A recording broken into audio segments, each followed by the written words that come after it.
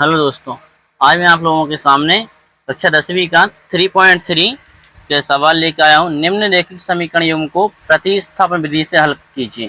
तो प्रतिस्थापन विधि से हमें हल करना है। सवाल देखिए कौन सा है। यहाँ सवाल है हमारे पास, फर्स्ट है, क्या है, x plus y equal to 14 और x minus y equal to 4। Equation 1 है और इक्वेशन 2 है। तो हमें कौन सी विधि से हल करना है इसको, आप देखिए यहाँ से प्रतिस्थापन विधि से हमें इसको हल करना है। कक्षा 10वीं का सवाल नंबर पहला है। तो कैसे हल करना है, यहाँ आप ध्यान से देखिए। तो यहाँ आप देखिए कि पहला इक्वेशन हमारे पास है x प्लस वाई बराबर 14 और x माइनस वाई बराबर 4। तो हम कोई भी समीकरण एक या दो, किसी समीकरण को भी हम ले सकते हैं और हमें यहाँ इसका प्रतिस्थापन करना है। जैसे मैं आप लोगों को बताता हूँ यहाँ पर समीकरण पहला लेकर, तो हम यहाँ लिखेंगे समीकरण एक से x प्लस वाई बराबर 14 हमने ये लिया।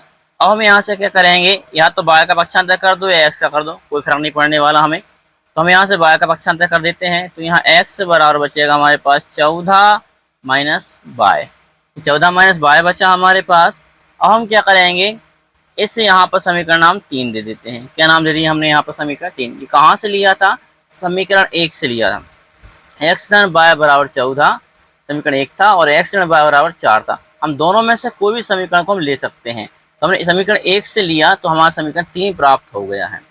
अब आपको इतना ध्यान रखना है कि जो समीकरण 3 जो प्राप्त हुआ है, जिसमें x की वैल्यू है, हमारे पास दो समीकरण है, 1 और 2। तो हम 1 से लिया है, 3 बना है। तो इस समीकरण को हम x का जो मान आया है वो हम 1 में नहीं रखना है। आपको ध्यान रखना है, जिससे लिया है उसमें हमें मान वापस नहीं रखना है। हमें मान रखना है उसके अगले समीकरण जिसको हमने नहीं लिया है। तो अगला समीकरण क्या है, आप दिख रहा होगा x ऋण वाई बराबर 4। तो यहाँ लिखते हैं x का मान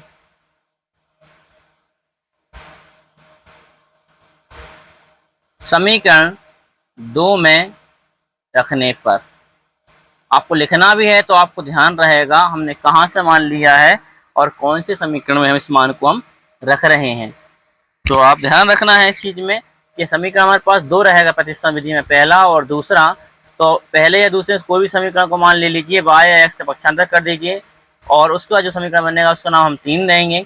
3 के बाद हमें क्या करना है, 3 बना है उसको हम जिस समीकरण में लिया उसमें हम उसका मान नहीं रखेंगे। हमने यहाँ हमने 1 से लिया है तो हम यहाँ किस में रख रहे हैं, यहाँ से हम 2 में रख रहे हैं। तो हम 2 रखते हैं, एक्स वाई बराबर 4 हमें रख दिया।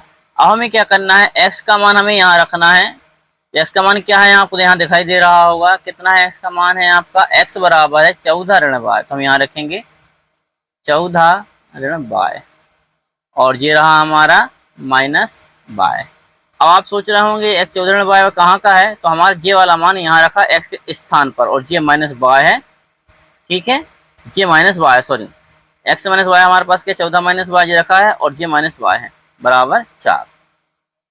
तो अब यहाँ देखिए 14 ऋण वाई कोष्टक खोल दीजिए, माइनस वाई बराबर 4 हो गया। तो हमारे पास क्या बचा है, यहाँ पर 14 माइनस वाई और माइनस वाई होगा माइनस के 2y बराबर क्या बचा है 4।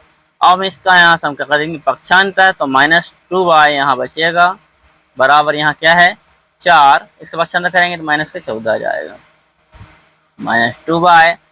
तो 4 माइनस 14 कितने हो गए, माइनस के 10 हो गए। कैंसिल कर दीजिए, तो यहाँ से 2y बराबर कितना आ गया 10।